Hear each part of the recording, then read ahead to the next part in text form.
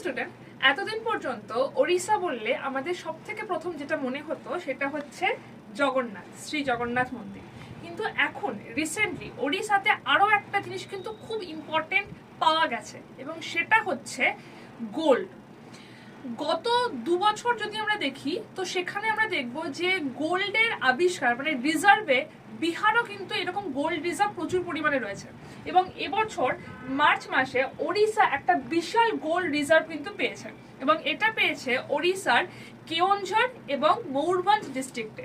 আমরা যদি একটু ডিটেলসে যাই তাহলে আমরা দেখব যে ভারতবর্ষের গোল্ড প্রোডাকশনের মধ্যে কর্ণাটকা হাইয়েস্টে যাচ্ছে। এটা প্রোডাকশনের ডেটাতে বলছি, কর্ণাটকা গোল্ড প্রোডাকশনে হাইয়েস্টে যাচ্ছে।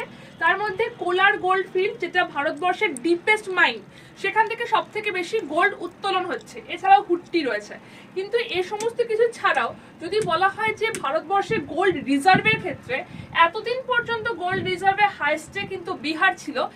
এবার ওড়িশাতে এই রিজার্ভটা আবিষ্কার হওয়ার পর এই ডেটার কিন্তু পরিবর্তন হতে পারে। আর এটাই আজকে তোমাদের জিওগ্রাফিক্যাল ফ্যাক্ট।